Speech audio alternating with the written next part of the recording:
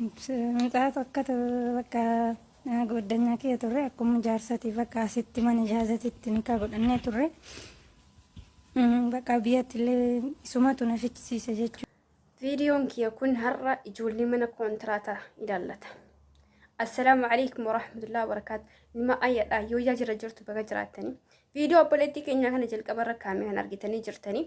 Ijoollee mucaawwan kun jechuudha. Akkuma kee kan dalagachuun biyya irraa baate. Ka isiin dalagachuu biyya irraa baate gurbaa biyya arabaa jiru ni kaadhattee kan dhuftedha. Akka haasaa isii irratti jechuudha.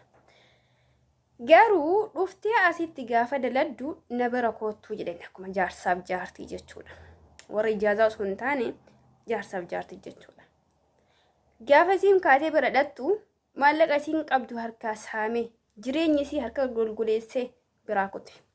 Siimina jijjiiratee jirti. Ijoollee meeqa namni akkanatti miidhamaa jiru. Yaa ijoollee teenya kontiraata dhuftan. Warri xalaba jirtan. Warri dhiyeenna kana keessa biyyarraa dhuftan. Yoo rabbii keessa sodaattan. Jaarsaa miti inshaallah waan fedhe haa ta'u. Dhugaa rabbii haga lafa barattanii jireenyi keessa waa isii harka gahee maallaqa wayii harka qabaattanii yooma rakkinallee buutan jechuudha. Rakkina sani waa ofirra dandamattanii wayii harka qabaattanii yoo ta'e alam malee jaarsa kiyyaa jettee gaafa mana dalagaa dhiistee bira dhattu.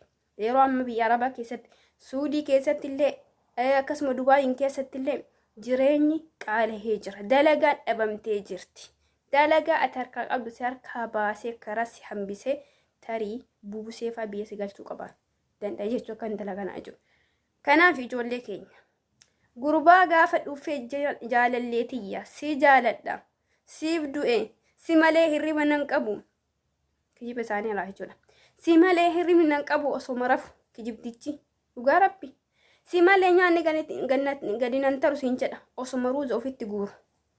Si malee nyaanni natti hin guru jedha borcii isaa kennu jilba gaggee kijibarraa nama akkana. Ijoollee ganama galgala bilbila isin hidhanii jechuudha. Kijibaa isin dhiqan. Kijibaadha waan hin jirre fuudhanii isin kijibsiisanii abdii isin horan. Dhugaa rabbi ni amanee na hin kijibti. Maammadoon biyya arabaa ni kijibti hundaa miti ni jira tokko. Abbaan rabbiin laaffiseef abbaan rabbiin qalbii isaa kana keessa sodaa wayii kaa'e ni jira hundaa miti. Garuu harki caalaa isaanii akkuma ijoollee shamarranii hin kijibdiyanii maqaan ubbaasan kana hin kijiban jarrillee. Warra dhiirarraa warra dhufe jechuudha. Dubartiin teenya dubartii taatee mana kontiraata ijoollee biyyarraa dhufte baastu rabbii kan kee sodaadhu. Faayidaa isii irraa ati irraa mucoo sanirraa daa'ima sanirraa ijoollee waa hin beenne ijoollee waa akka hin beenne kijibdanii kijibaadhaan dalagaa kana isinii caala dalagaa alaattu isinii caala jettanii baastan ijoollee hireetti hin balleessina. Ijoolleen mana arabaa keessatti obsitee gubattee haa dalagattee gara biyya ofiitti galtu. Akka ofii biyya arabaa keessa dhamaatanitti dirqama ijoollee teessan ijoollee miskiina dhamaasuudhaaf hin yaadina. Ijoolleen keenya shamarranii ijoollee mana xalabaa baastan kijibdoota dalagaan mi'a maaltu jirame kijibdanii ijoollee mana xalabaa keessaa baastanii waa isii harkaa qabdu harkaa fudhattanii gaafa kaan dalaga mantaan wayii ergitanii achi keessa ijoolleen gubattee jechuudha. Ka abbaa achi keessatti abbaa kanaa hin jenneen. Dhugaa rabboonni kunfaa keessattuu suudii keessatti baay'ee hammaataa jira.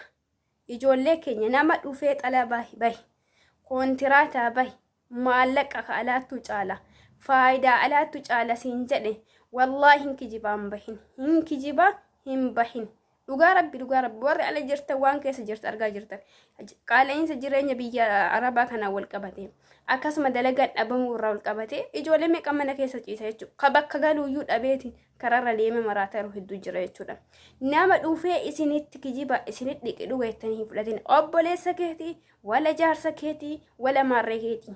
Ati xiyyeeffannoon kan kee godhuu qabdu obboleettii biyya sanarra xiqqoodha. Kaayyoon kan kee ka biyyaa baate sanirratti ta'uu qabaata malee ala bahee dalagadha yookiin jaarsa kiyyatu baasee na dalasiisa yookiin jaarsa kiyya bira deemattee kaayyoo akkasiin qabaatin. Yeerumas tanaan ni dhaqqabda. Wanni si darbe hin jiru ni dhaqqabdi hin ariifatin. Ho'aam si jiru kana laaltee jechuudha waan hin taane irra bu'e obboleettii biyya. Boru abbaa kanaa namni si hin jedhu hin jiru. Rakkina kana keessa namni si baasu hin jiru.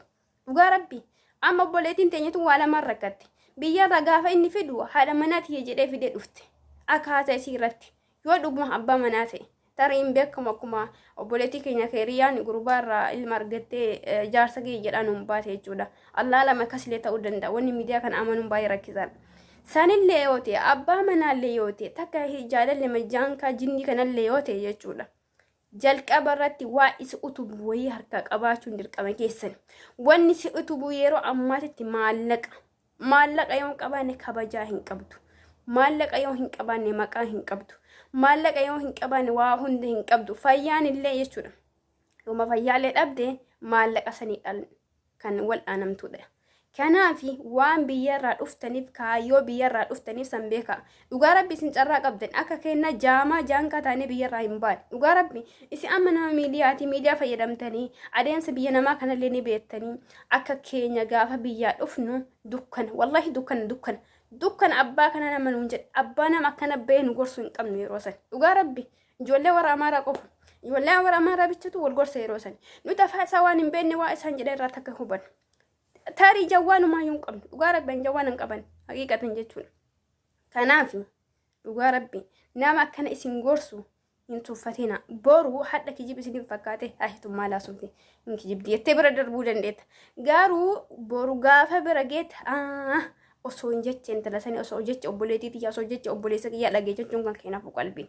Maaliidhaafi jireenyi biyya ormaa nuti kaleessa baanee fi ati har'a baate gonkumaa waliin gitu.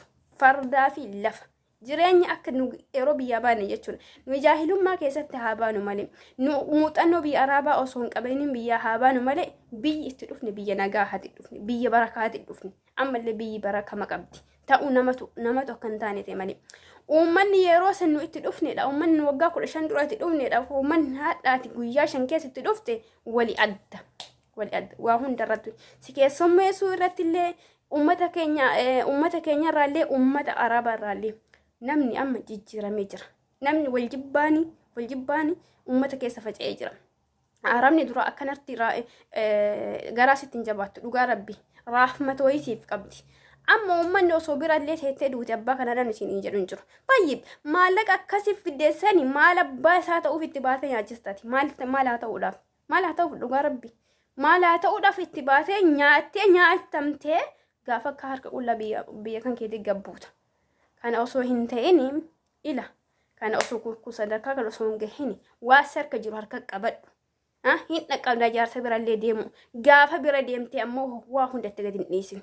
Waa hoggaa lama dalagateetti baate waa hoggaa lama habiibii kiyya hodhuun jedhiniin waa irraa kan itti kennii fi waan kaa harka qabadhu. Sababni isaa ka isatti kennite sanirra kasi harka jirus si fayyada waan ta'eef. Ufiin gowwoomsina ijoollee keenya shamarran. Bilis nama tokko mudannoo mudatee irraa barumsa fudhaa deema. Akkanuma akka dhaabbattee kan deemne dhugaa rabbi.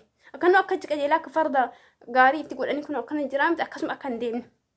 Gara namaaltu jira jedhi ilaalla obboleettiiti. Si fayyada waan ta'eef ufiin dagatiniin dhaamsa kiyya.